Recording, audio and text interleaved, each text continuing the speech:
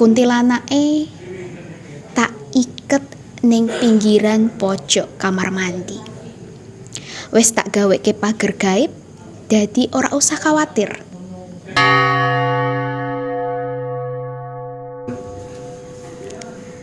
Selamat datang di Angker. Seperti biasa, Angker akan membawakan kisah pengalaman nyata yang disampaikan oleh Sobat Angker dimanapun berada. Namun sebelumnya, Happy mengajak untuk seluruh Sobat Angker untuk tidak lupa subscribe, like, dan juga nyalakan lonceng untuk notifikasi channel ini. Kisah Angker kali ini berasal dari Mas Bondan di Semarang yang menceritakan tentang pengalaman nyatanya saat cerit malam. Dan inilah kisahnya. Mas Bondan dan bersama teman-temannya berencana melakukan perkemahan selama 3 hari, yaitu Jumat, Sabtu, dan Minggu. Tentu tidak afdol kalau kemah tanpa kegiatan yang namanya cerit malam. Sudah tidak asing lagi, cerit malam ini merupakan satu kegiatan yang selalu dimasukkan dalam setiap perkemahan maupun malam keagrapan. Dan tujuannya tentu untuk menciptakan suasana takut ataupun membangun suasana horor di sekitar perkemahan tersebut. Dan tentu ini juga menjadi kesempatan bagi para senior untuk mengerjai para juniornya. Tak terkecuali, Mas Bondan dan juga teman-temannya pun memasukkan agenda cerit malam di dalam perkemahan mereka. Dan pada waktu itu pukul 8 malam, para peserta perkemahan tersebut dikumpulkan di tengah lapangan untuk diberikan arahan. Kemudian mereka diberikan semacam agenda untuk esok hari, seolah-olah malam ini memang acaranya sudah selesai. Dan para peserta pun disuruh untuk tidur istirahat pada malam itu. Dan dianggapnya memang acaranya sudah selesai, tepat pengarahannya sudah selesai juga. Dan saat para peserta tidur, Mas Bondan beserta teman-teman panitia lainnya pun mematangkan konsep untuk cerit malam. Tidak hanya panitia, tapi juga ada kakak pembina, bahkan para senior-senior yang turut andil di dalam kegiatan tersebut. Tentunya sekali lagi ini menjadi peluang ya bagi para senior untuk membalas dendam. Mungkin sebelumnya mereka lah yang dikerjain oleh seniornya yang terdahulu, dan sekarang mereka ingin membalas dendam kepada para juniornya. Dan akhirnya setelah konsep matang, para panitia pun membagi tim sesuai dengan pos masing-masing. Satu pos terdiri dari 2 orang yang menjaga pos. Kemudian ada juga yang menjaga base camp, menjadi tim yang menjaga pos bayangan, dan yang terakhir adalah tim sapu bersih. Di mana tim sapu bersih ini bertugas untuk menyelusuri perjalanan rute dari awal hingga akhir, dari pos pertama base camp hingga pos di akhir, yang bertujuan jikalau ada peserta yang tersesat atau mungkin mengalami cedera di tengah perjalanan, ataupun mungkin bingung akan arahnya mau kemana. Nah, tim sapu bersih ini akan membantu para peserta ini. Dan Mas Bondan ini termasuk salah satu panitia yang berangkat terlebih dahulu dan juga menjadi tim sapu bersih. Akhirnya, pada pukul 10 malam, para panitia ini menyebar menuju ke pos masing-masing sesuai tugasnya. Dan pukul 22:30 alias setengah 11 malam, para peserta pun dibangunkan secara paksa. Saat itu, peserta tidak menduga ya bahwa acara masih terus berjalan di hari itu. Dan dengan sedikit kebingungan, kemudian rasa ngantuk yang masih berat, para peserta pun terpaksa nih dikumpulkan di tengah lapangan untuk diberikan arahan. Dan pada tepat pukul 11 malam, kakak-kakak pembina nih kemudian memberikan arahan tentang kegiatan cerit malam pada malam itu. Berbagai ekspresi dari peserta pun bermunculan. Ada yang flat biasa aja karena memang sudah biasa mengalami hal itu, mungkinnya ikut kegiatan-kegiatan semacam itu. Ada juga yang masih ngerasa ngantuk, masih nyawanya belum ngumpul gitu ya, dan masih belum sadar apa sebenarnya kegiatan malam itu. Dan banyak juga yang mulai pucat karena mereka sudah membayangkan kengerian-kengerian yang akan terjadi pada malam hari itu. Karena ya suasana sudah gelap, ditambah mereka harus berjalan nih, menyelusuri hutan atau jalan setapak yang mereka tidak tahu nih bentuknya saat siang hari seperti apa. Dan mereka harus berjalan masing-masing alias sendiri-sendiri. Tentu ini bukan suatu hal yang mudah ya bagi orang yang punya mental cemen. Tapi justru inilah keseruan yang ingin ditimbulkan oleh Mas Bondan dan juga teman-temannya, di mana mereka ingin menciptakan ketakutan, membangun suasana horor dan suasana yang mencekam di tengah kegiatan perkemahan mereka. Namun mereka juga sudah meyakinkan tim bahwa rute yang dilalui aman, 100% aman, tidak ada halang, merintang yang menimbulkan cedera atau sebagai macamnya. Maka dari itu, tim sapu bersih atau tim yang bertugas menyelusuri rute inilah yang bertanggung jawab untuk keamanan para peserta. Akhirnya, tepat pukul 12 malam atau pukul 00, para peserta diarahkan untuk memulai kegiatan cerit malam. Mereka hanya diberi bekal 1 batang lilin dan juga korek api serta peta ala kadarnya yang dibuat sederhana oleh teman-teman panitia. Satu persatu peserta mulai diberikan arahan untuk berjalan dari base camp menuju pos pertama, dan masing-masing peserta diberi waktu kurang lebih 3-5 menit jedanya supaya peserta berikutnya bisa menyusul.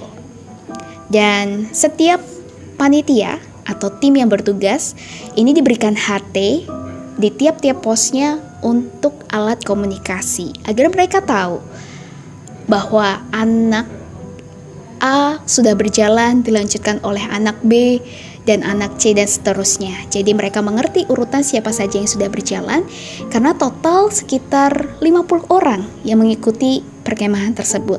Cukup banyak dan perkiraan waktunya pun akan selesai sebelum subuh tiba. Jadi sudah benar-benar diprediksi setiap waktu atau setiap menit yang akan dilalui oleh para peserta dalam cerit malam kali ini. Kemudian singkat cerita, pada pukul 3:30 pagi, peserta terakhir ini sudah menuju ke base camp. Namun masih ada 3 orang peserta yang belum kembali. Seharusnya dari urutannya mereka harusnya kembali lebih dulu daripada peserta yang terakhir. Akhirnya tim panitia pun menunggu sambil terus berdoa agar para peserta terakhir ini yang belum kembali bisa berjalan, menemukan jalan kembali ke base camp. Dan akhirnya satu persatu bermunculan dari arah yang berlawanan. Panitia pun lega. Sudah 2 orang yang kembali ke base camp. Namun hingga subuh tiba, ada 1 orang yang belum kembali ke base camp. Dan anak itu bernama Laila. Tentu kemudian tim sapu bersih inilah, sapu jagat inilah yang akhirnya kemudian menyebar dan berusaha menyelusuri rute dari awal hingga akhir. Mereka menuju titik awal, kemudian menjemput para petugas di pos 1, diajak menjemput ke pos 2, dan seterusnya sampai ke pos terakhir, yaitu 11. Total memang ada 11 pos di dalam Jurit Malam itu, ditambah titik akhirnya ada di base camp.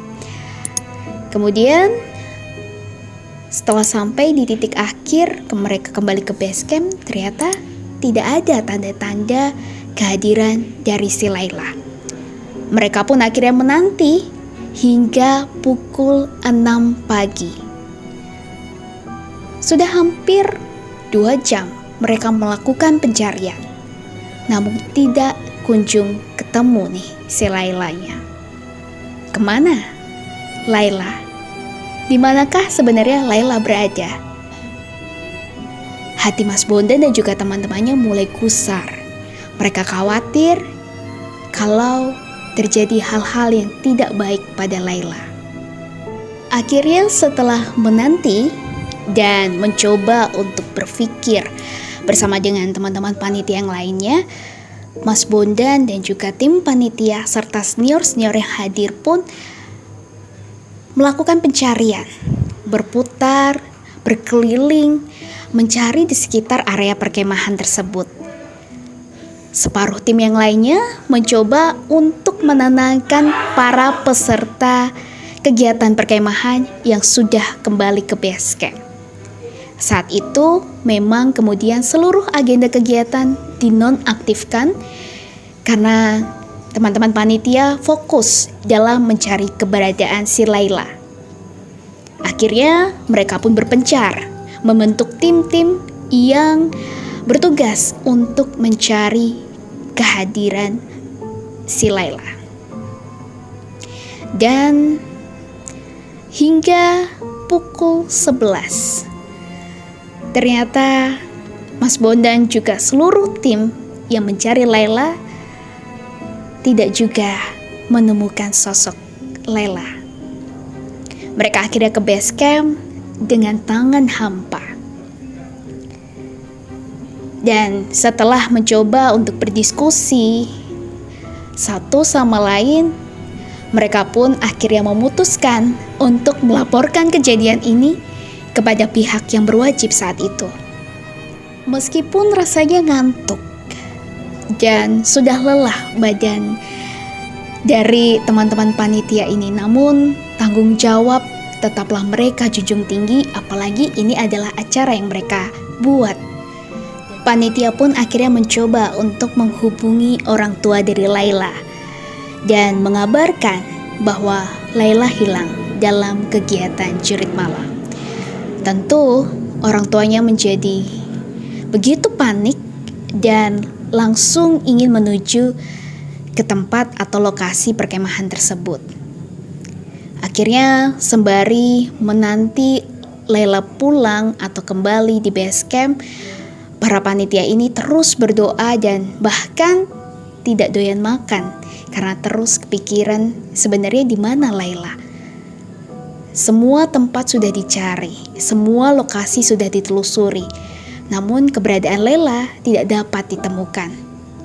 Akhirnya sekitar pukul 3 sore, salah seorang warga sekitar yang mendengar kabar hilangnya Layla menemui tim panitia dan mengatakan bahwa sebaiknya kami sebagai panitia menemui Mbah Jarot.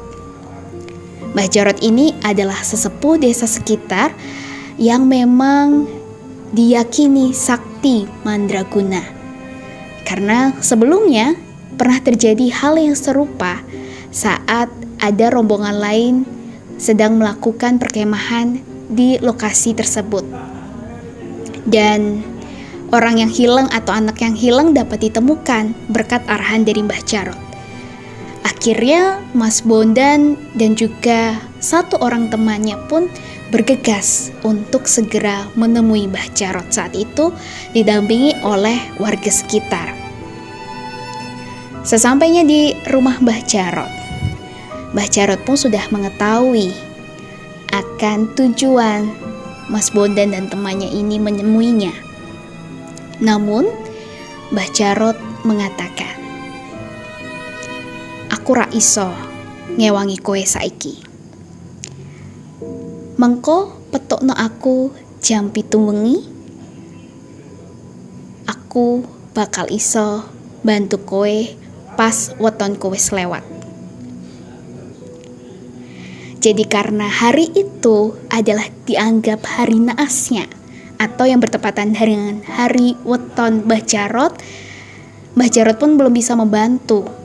Dia berjanji akan membantu Mas Bondan dan temannya ini menemukan Laila saat pukul 7 malam atau selepas maghrib yang diyakini sudah lewat dari hari wetonnya. Akhirnya Mas Jarot dan temannya pun kembali ke base camp dengan perasaan yang masih kacau balau.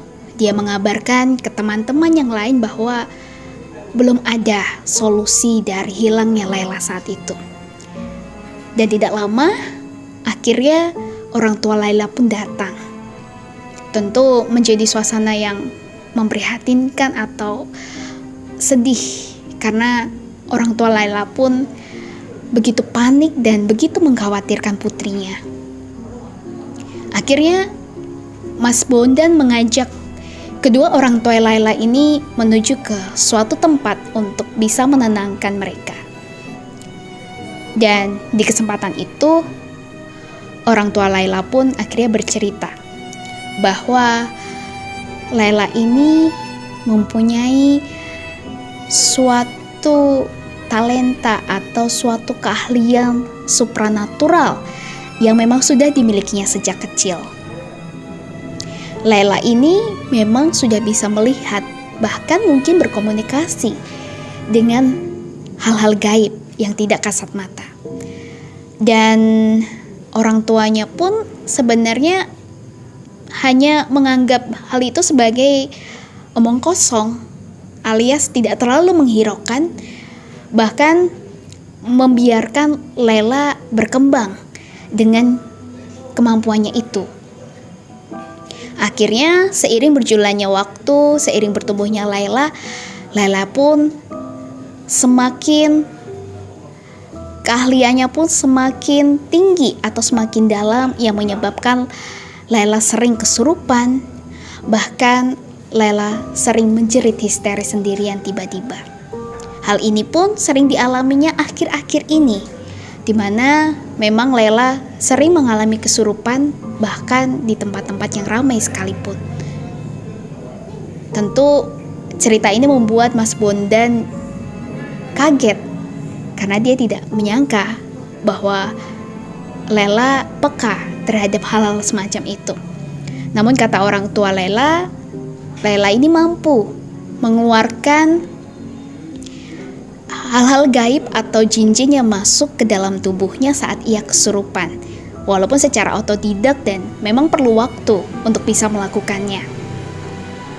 Akhirnya setelah bercerita tentang kondisi Laila, Mas Bondan pun paham. Mungkin inilah penyebab dari hilangnya Laila. Dia tidak bisa ditemukan dimanapun. Mungkin karena memang dia tidak berada di dunia ini, tetapi dia berada di dunia yang lain. Tak terasa jam 7 malam pun tiba.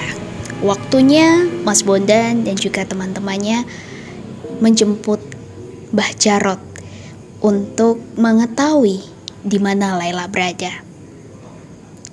Akhirnya mereka pun kembali ke kediaman Mbah Jarot bersama dengan orang tua Laila dan juga beberapa orang tim dari panitia.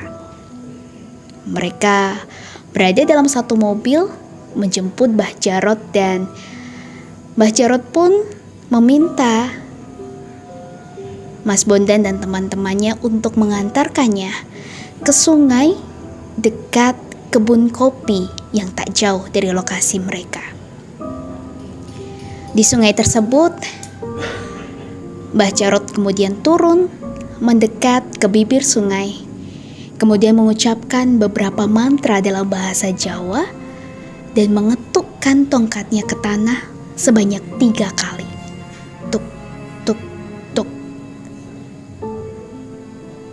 Setelah itu, Mbah Jarot seolah-olah seperti berbicara,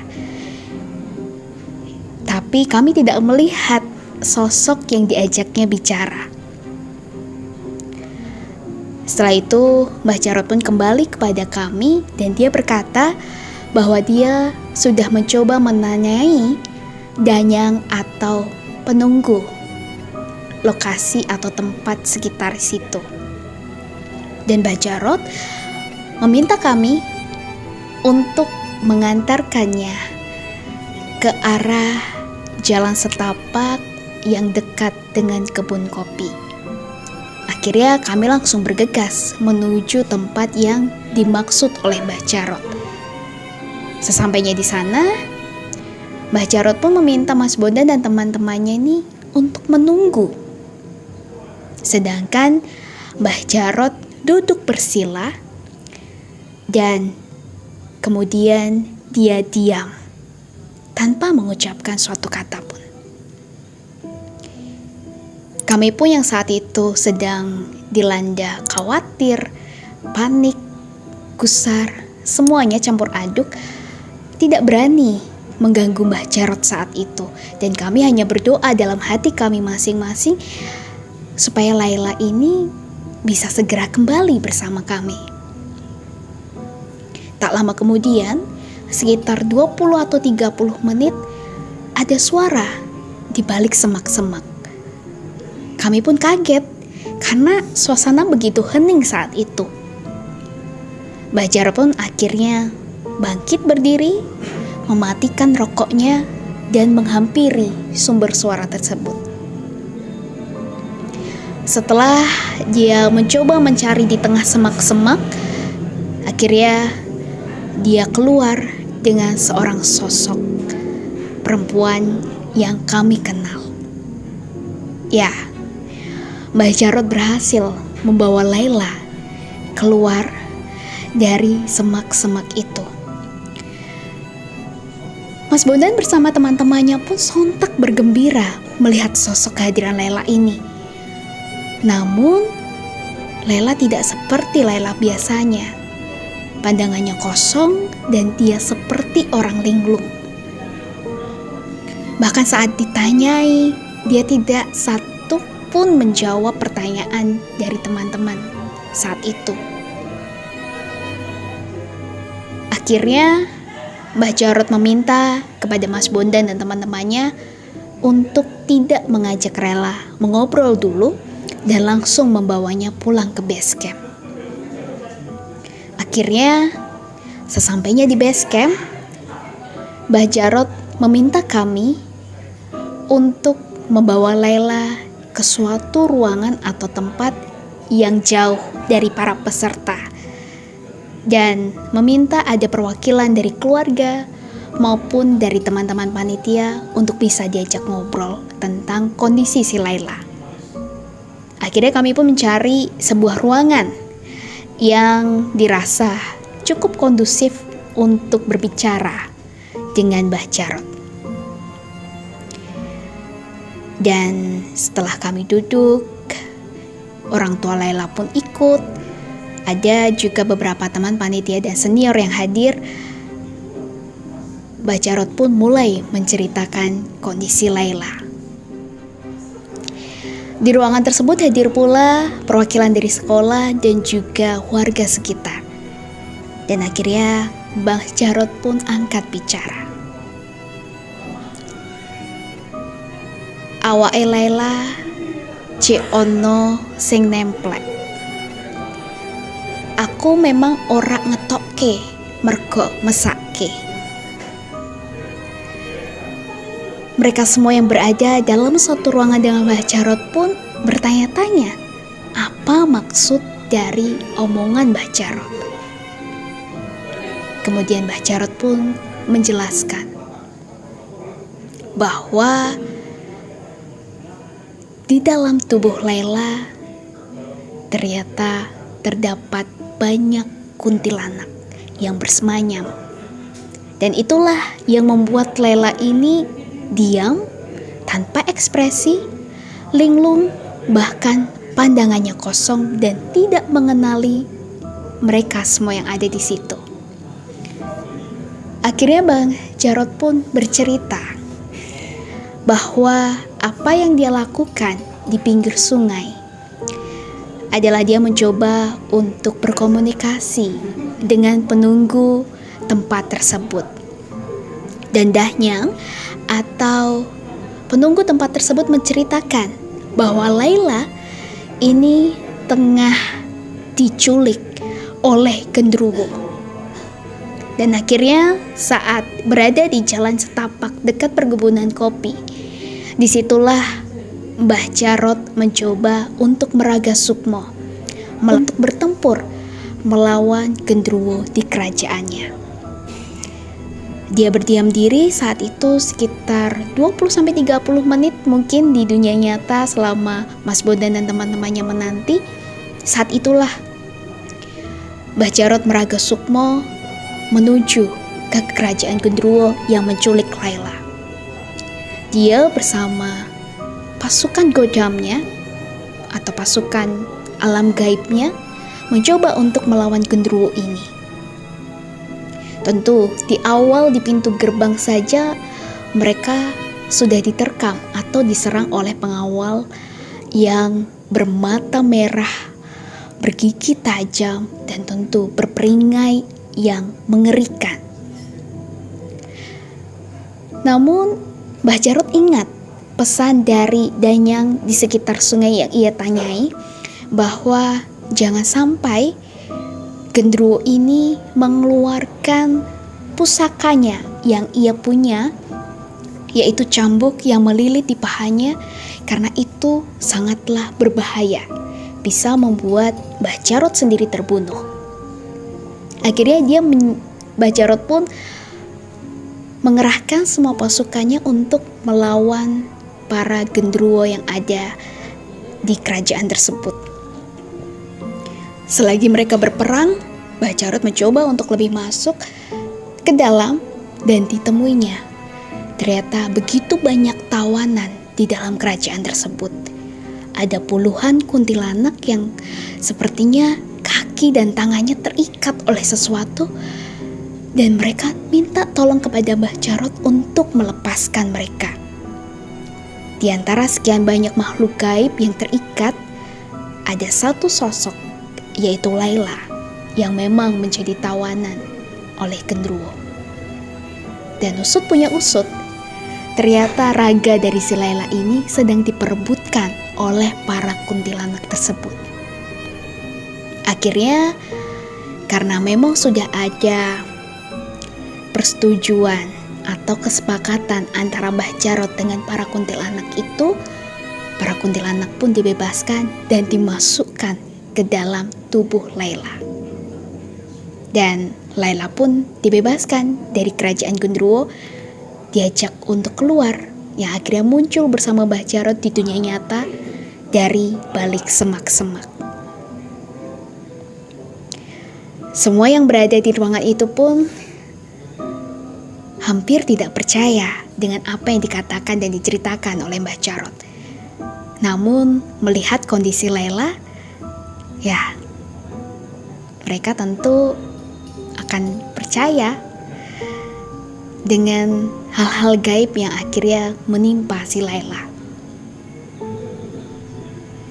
Dan Mbah Jarot pun mengatakan bahwa dia meminta waktu untuk bisa mengeluarkan puluhan kuntilanak yang sedang bersemayam di tubuh Laila ini di suatu tempat yang akan dibuatkan pagar olehnya, supaya kuntilanak-kuntilanak ini tidak lagi mengganggu warga sekitar ataupun rombongan-rombongan yang berkemah di lokasi tersebut.